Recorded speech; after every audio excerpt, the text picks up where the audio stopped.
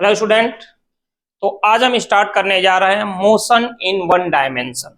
ठीक है, इस चैप्टर को कर रहे हैं और ये चैनल का व्हाट्सएप नंबर है। अगर आपके कोई भी डाउट्स है रिलेटेड फिजिक्स, ठीक है, तो आप मुझे इस नंबर पे चैट कर सकते हो, पूछ सकते हो। ठीक है, या कोई ऐसी डिमांड है कि ये चैप्टर्स आने वाले हैं और ये सारी चीजें, तो आप कर सकते हो। तो चलिए हम स्टार्ट करने जा रहे हैं। चैप्टर का नाम है motion in one dimension. Motion in one dimension क्या होता है तो देखते हैं। हाँ, motion in one dimension basically इसको ज्यादातर आप देखिएगा तो मैक्सिमम बुक्स में हम लोग इसको मोशन इन वन डायमेंशन न यूज करके शॉर्ट फॉर्म में हम इसको बोलते हैं motion in 1D and 2D। ठीक है, इसको ज्यादातर ये कहा जाता है 1D या 2D।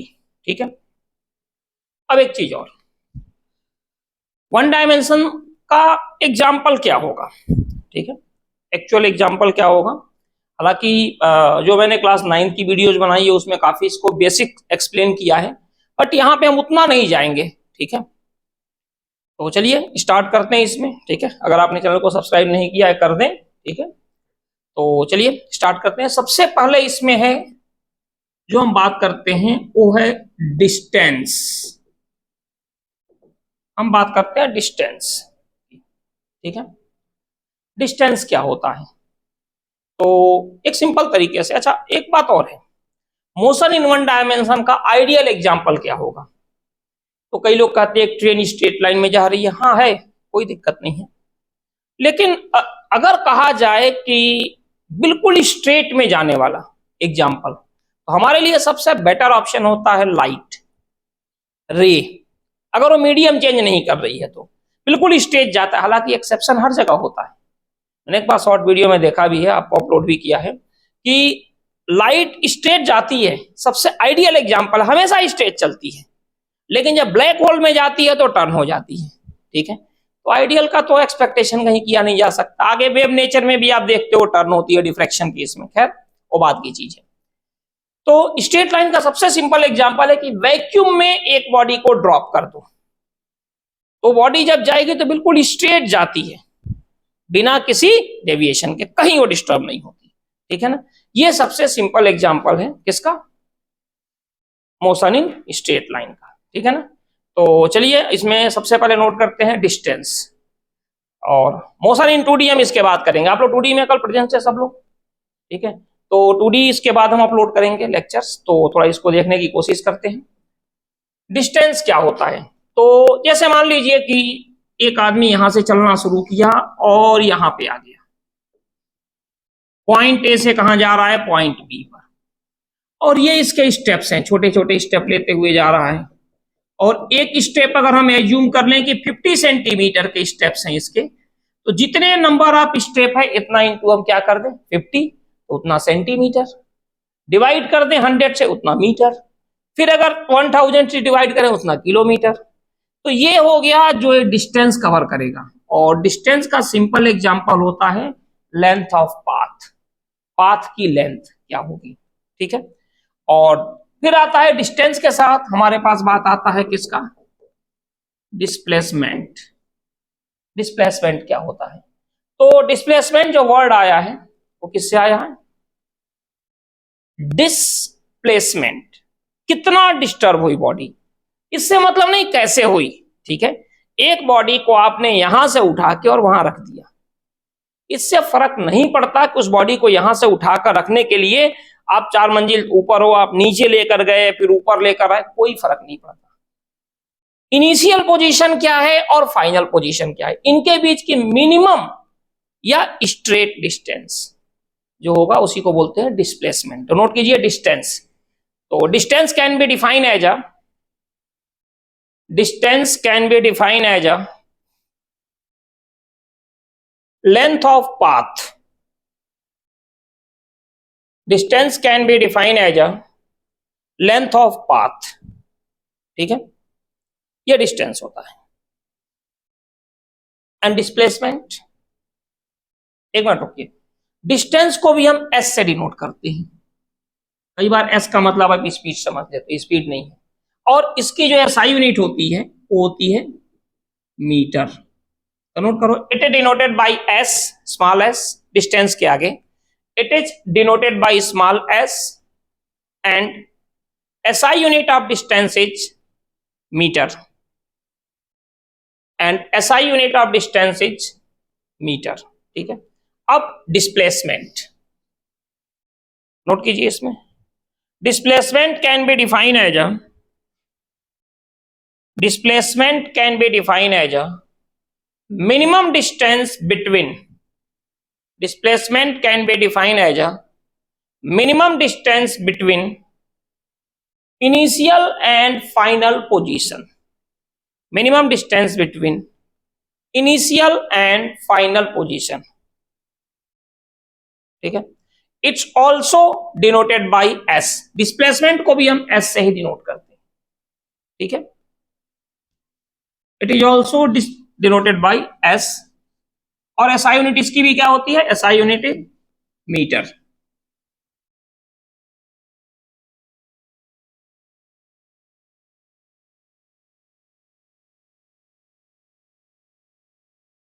इसके बाद जो हमारे पास टर्म आ रहा है, इसके बाद देखिए, अगर हम बात करें डिस्टेंस और डिस्प्लेसमेंट की, तो बिल्कुल स्ट्रेट लाइन में अगर हम चलेंगे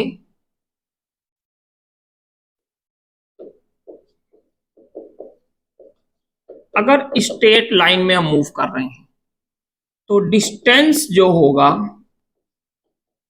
वो क्या होगा, डिस्प्लेसमेंट के इक्वल होगा। लेकिन अगर मान लीजिए हम कर्व पाथ में चल रहे हैं तो इसका मतलब इसमें डिस्टेंस जो होगा वो ग्रेटर देन होगा किससे, डिस्प्लेसमेंट से। इन दोनों इक्वेशन को देखिए, फर्स्ट इक्वेशन में क्या है, डिस्टेंस इक्वल टू डिस्प्लेसमेंट, और सेकंड में क्या है, distance is greater than displacement. इन दोनों को अगर हम यूज करें एक साथ तो हम बोल सकते हैं कि distance is greater or equal to displacement, या फिर हम ये बोल सकते हैं the ratio of distance and displacement is greater than unity. Distance जो होगा वो डिस्प्लेसमेंट से ज्यादा होता है या इक्वल होगा, और इनका रेशियो हमेशा ग्रेटर देन यूनिटी होगा। ठीक है, तो इसको आप नोट कर लीजिए, और आप चाहो तो स्क्रीनशॉट भी ले सकते हो। ठीक है, फोटो आप ले लिया करो। ठीक है, तो ये कंडीशन हो गई। अब इसमें काफी हद तक एक सिंपल सी प्रॉब्लम आती है, तो उसको भी एक बार हम लोग देख लें। ठीक है,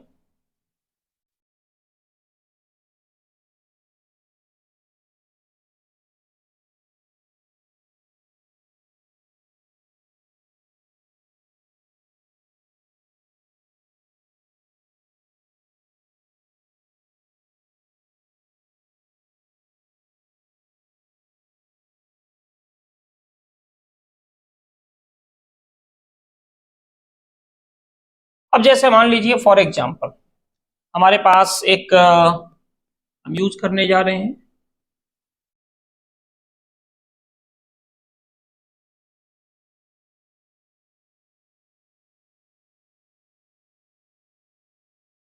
यहां पे, इसमें हम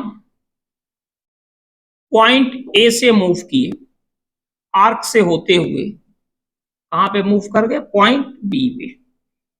ठीक है, नोट करो, find distance and displacement of the particle, find distance and displacement of the particle when particle moving from point A to point B। ये एंगल थीटा है और ये रेडियस आर है। ये एक सर्कल है, सर्कल का सेंटर क्या है, O, और पार्टिकल मूव कर रहा है पॉइंट ए से पॉइंट बी पर। ठीक है, तो आपसे कहा जाए कि पार्टिकल का डिस्टेंस कितना होगा, और डिस्प्लेसमेंट कितना होगा। यहां पे गिवन है केवल आर रेडियस, ठीक है। तो थोड़ा सा इसको हम देखें। यहां पे हम क्या करेंगे, इसमें सबसे पहले डायग्राम तो आपने बना लिया होगा, ठीक है, डायग्राम बन गया। अब देखिए इस डायग्राम में हम थोड़ा सा चेंज करेंगे। हम क्या करेंगे, यहां से एक परपेंडिकुलर डालेंगे 90 डिग्री, तो ये क्या हो जाएगा θ/2 और ये हो जाएगा θ/2, ठीक है। फॉर्मूला अपने पास क्या होता है, angle equal to arc upon radius, ठीक है। तो एंगल क्या हो जाएगा थीटा, आर्क, तो आर्क को जब भी लिखते हैं आपको पता है इस तरह से अपान आर, तो यहां से क्या लिख सकते हैं, A B equal to r theta, और ये आर्क है ना, यही क्या है, यही डिस्टेंस है, तो डिस्टेंस क्या हो जाएगा आर इंटू थीटा। लेकिन ये कंपलसरी है कि थीटा किसमें होना चाहिए, रेडियन में। जैसे आपने लिख दिया यहां पे 30 डिग्री, ये तो डिग्री है, रेडियन में करना हो तो क्या करेंगे, तो देखिए फॉर्मूला अपने पास होता है, याद रखिएगा, degree into pi upon 180 equal to radian, या फिर radian into 180 upon pi equal to degree. अब जैसे 30 डिग्री है, इसमें अगर पाई अपान 180 का मल्टीप्लाई कर दें तो आ जाएगा π/6 और ये आ गया रेडियन, ठीक है। ये इसको हम कह सकते हैं π/6 रेडियन, ये कंडीशन, ठीक है ना। काफी आसान होता है, थोड़ा सा आप इस चीज को अगर कंसंट्रेट करके देखते हो तो ये ऐसा नहीं है कि बहुत ज्यादा मुश्किल है, ठीक है। लेकिन हाँ, इसमें फिजिक्स है तो कंटिन्यूटी की जरूरत पड़ती है, ठीक है। तो आपको बस वही ध्यान देना पड़ेगा, ठीक है ना। तो चलिए हम लोग इसके आगे, डिस्टेंस तो हो गया, डिस्प्लेसमेंट देखते हैं।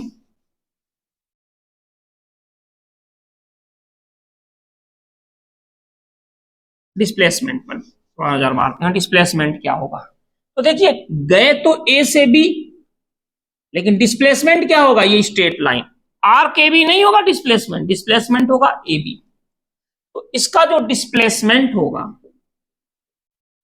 वो कितना हो जाएगा ए बी। अच्छा ये देख लीजिए ध्यान से, आपने ज्योमेट्री में पढ़ा होगा, दोनों ट्रायंगल क्या होंगे कॉन्ग्रुएंस, इसको सी मान लो। तो ए बी को हम क्या लिख सकते हैं, A C plus C B, A B is equal to A C plus C B होगा। अब since A C equal to C B होगा, हम लोग क्या लिख सकते हैं, जो अपना डिस्प्लेसमेंट होगा क्या हो जाएगा, ए सी प्लस, जहां सी बी है वहां भी क्या पुट कर दें ए सी, यानी 2AC होगा डिस्प्लेसमेंट, ठीक है। लेकिन ना तो हमें AC के बारे में पता है ना AB के, देखो AB भी हमने निकाला था किस फॉर्म में निकाला, आर थीटा के, ठीक है। आर हमारे पास है और थीटा एंगल है।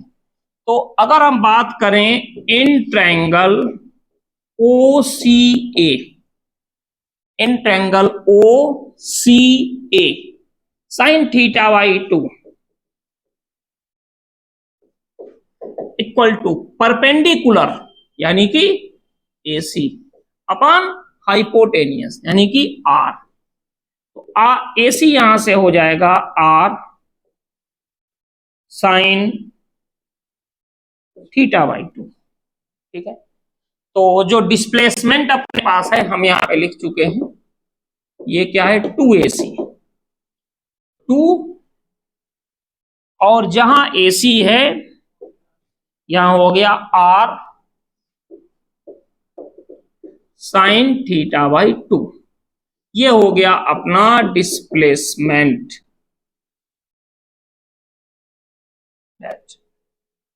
ठीक है। तो इस तरह से हम लोग करते हैं, ठीक है। इसे नोट कर लो या इसकी स्क्रीन फोटो ले लो आप, बेटर है, हम इसको साफ करने जा रहे हैं, ठीक है। वैसे हो जाएगा, इतना कुछ है नहीं। अब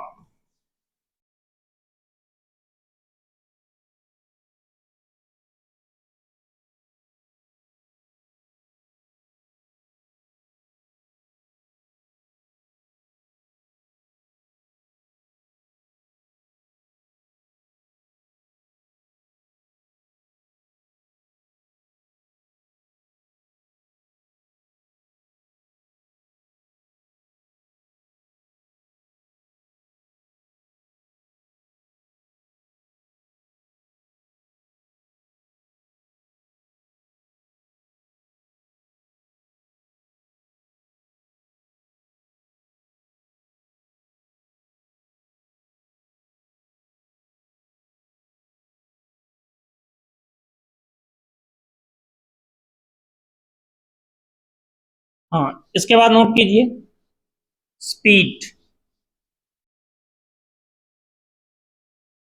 स्पीड स्पीड क्या होता है, तो थोड़ा सा इसको वो करें हम,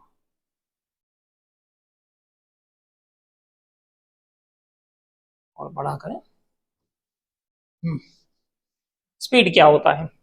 आपने पढ़ा होगा पहले पावर क्या होता है। तो पावर के लिए हम क्या बोलते हैं कि power can be define as a rate of doing work, यही होता है ना। Power can be define as a rate of doing work. Clear है, समझना है इसको। Power can be define as a t, यानी कि रेट ऑफ डूइंग वर्क। इसी तरह से अगर हम बात करें स्पीड की, तो स्पीड होता है क्या, डिस्टेंस अपॉन टाइम। भी से डिनोट करते हैं, और ये क्या होगा, एस अपॉन टी। ये भी बोल सकते हैं speed can be define as क्या, ratio of distance and time, but उतना बेटर नहीं लगता। ठीक है, तो उससे बेटर है इस, जैसे यहां पे हमने बोला power can be define as a rate of doing work, तो यहां पे क्या बोलेंगे, speed can be define as a rate of change of distance. ठीक है, तो नोट कीजिए speed can be define as a speed can be define as a rate of change of distance. ये स्पीड हो गई। Speed can be define as a rate of change of distance. तो unit of B equal to हो जाएगा unit of s upon T.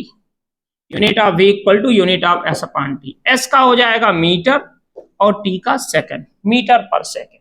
ठीक है, इसको हम कैसे डिनोट करते हैं, एस से, सॉरी वी से। It is denoted by V, it is denoted by V. ठीक है, and it is a scalar quantity. ये स्केलर क्वांटिटी होती है, डायरेक्शन नहीं होता इसमें। It is denoted by V, it is scalar quantity.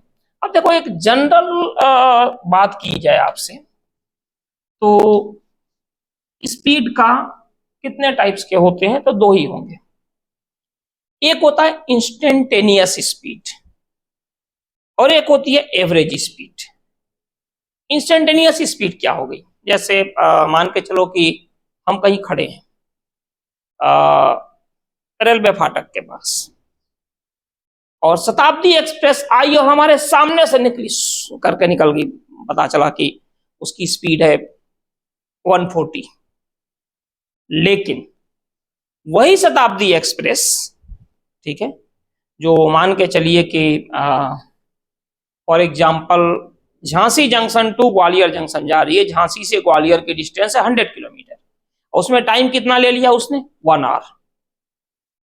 तो एवरेज स्पीड क्या होगी, total distance upon total time, Jhansi से ग्वालियर तक की डिस्टेंस। हाँ, जैसे मान के चलो कि ये शताब्दी एक्सप्रेस है, ठीक है, और यहां पे कोई खड़ा है और ये इसके सामने से निकली 140 km/h की स्पीड से। तो इस टाइम पे जो इसकी स्पीड होगी वो क्या होगी, इंस्टेंटेनियस स्पीड। किसी भी टाइम पे जो स्पीड होती है इसको हम बोलते हैं इंस्टेंटेनियस स्पीड। अब इसमें एक छोटी सी गलती कर जाते हैं, जैसे कहते हैं ना भावनाओं में बह जाते हैं आप लोग। भावनाओं में कैसे बहते हैं, अच्छा speed, instantaneous speed can be defined as a velocity of the particle at any point, बस यही गलती कर जाते हो, या speed of the particle at any point. Point पे नहीं होती, क्योंकि स्पीड क्या होता है, डिस्टेंस अपॉन टाइम। अब एक बात बताइए, इस पॉइंट की अगर हम बात करें तो डिस्टेंस कहां गया, है ही नहीं, है डिस्टेंस, है ही नहीं। डिस्टेंस के लिए कम से कम 2 पॉइंट तो चाहिए। तो स्पीड हो गई या वेलोसिटी हो गई, पॉइंट का नाम नहीं लेना है, बिटवीन टू पॉइंट बोलो, लेकिन किसी पॉइंट पे वेलोसिटी क्या होगी, किसी पॉइंट पे स्पीड क्या होगी, ये आपको नहीं बोलना, होती ही नहीं ये चीजें, ठीक है। इसीलिए हम बोलेंगे instantaneous speed, speed of the particle at any point. अब मान के चलिए ये झांसी स्टेशन है और ये ग्वालियर स्टेशन है, यही शताब्दी एक्सप्रेस झांसी से निकली और ग्वालियर तक पहुंची। तो झांसी से निकली मान लो 9 AM पे, अब ग्वालियर पहुंच गई 10 AM,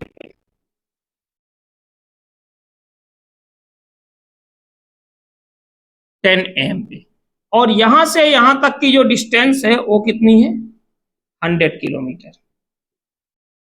तो इसने 100 किलोमीटर डिस्टेंस कवर करने में कितना टाइम लगाया, 1 आवर। जबकि कायदे से अगर यूनिफॉर्मली चलती तो 1 आवर में 140 किलोमीटर जाना चाहिए, लेकिन गई कितनी, 100। रीजन, रीजन इसका यही है क्योंकि कहीं स्पीड इसकी ज्यादा होगी, कहीं कम होगी, अलग अलग कंडीशन पे चीजें डिफरेंट होती हैं, ठीक है। तो ये इसकी एवरेज स्पीड होगी। तो एवरेज स्पीड का क्या हो जाएगा, ratio of total distance to total time, ठीक है। और instantaneous speed of the particle at any point is called, sorry हम वही बोल गए, एट एनी टाइम, ठीक है। वही होता है, गलतियां होती रहती हैं, नोट करो। There are two types of speed, first instantaneous speed,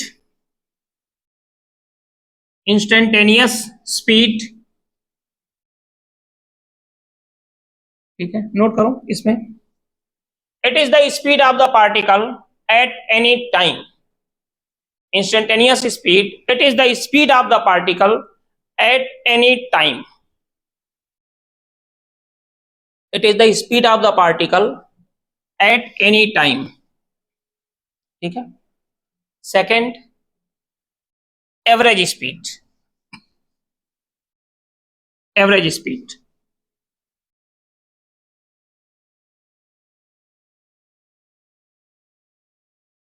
average speed, it is the ratio of total distance to total time. It is the ratio of total distance to total time.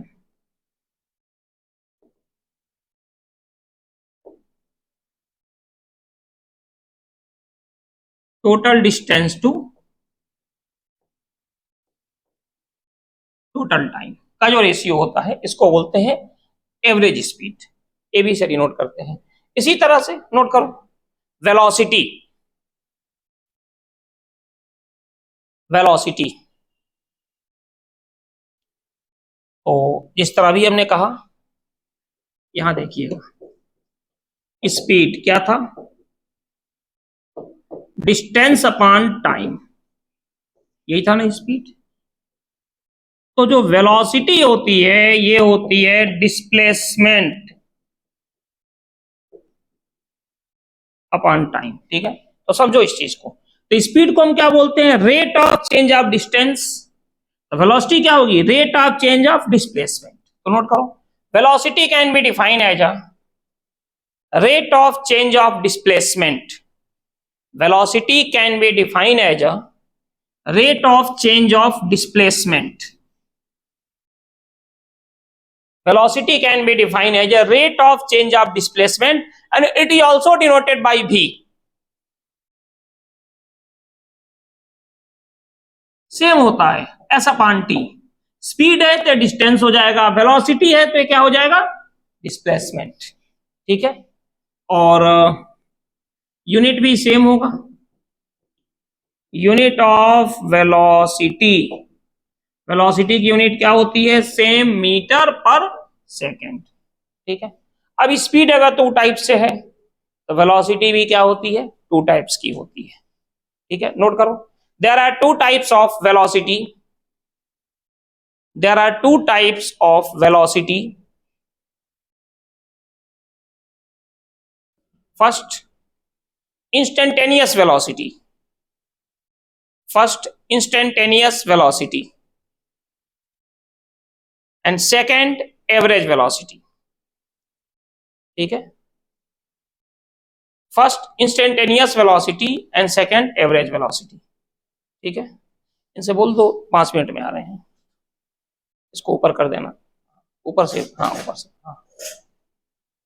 Instantaneous velocity and average velocity. अब इसमें note करो, instantaneous velocity, instantaneous velocity, it is velocity of the particle, it is velocity of the particle at any time. Same condition है, लेकिन average velocity में थोड़ी सी दिक्कत है, इसीलिए इसकी डेफिनेशन दिखा रहे हैं.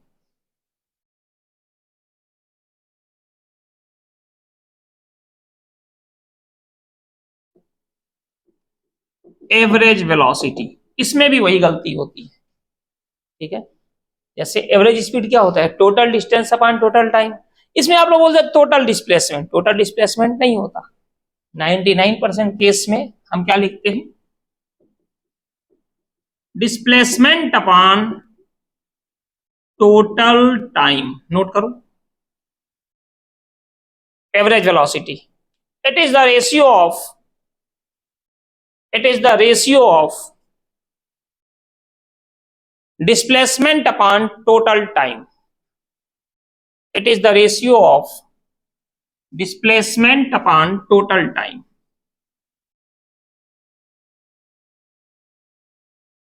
It is the ratio of displacement upon total time. Speed velocity में क्या होता है, speed rate of change of distance, velocity rate of change of displacement. Speed में डायरेक्शन होता है, नहीं होता, वेलोसिटी में डायरेक्शन होती है चीजें. ठीक है, इसके बाद एक चीज और देखिए, अभी अभी हम लोगों ने क्या यूज किया था, distance is greater or equal to displacement, होगा ना. अब एक काम करते हैं, डिस्टेंस अपॉन टाइम कर देते हैं, दोनों को टाइम से डिवाइड कर देते हैं. डिस्प्लेसमेंट अपॉन टाइम, इसमें भी टाइम से डिवाइड कर देते हैं. तो डिस्टेंस अपॉन टाइम क्या हो जाएगा, स्पीड, और डिस्प्लेसमेंट अपॉन टाइम क्या हो जाएगा, ये हो गई आपकी वेलोसिटी. तो इसका मतलब ये हो गया स्पीड अपॉन वेलोसिटी. अगर देखा जाए तो क्या होता है, ग्रेटर आर इक्वल टू 1, यानी ये मोर देन या मोर देन 1 यूनिटी होती है. ठीक है, तो इतना नोट कर लो, उसको बंद कर दो. ठीक है, चलिए फिर नेक्स्ट लेक्चर में मिलते हैं. Thank you.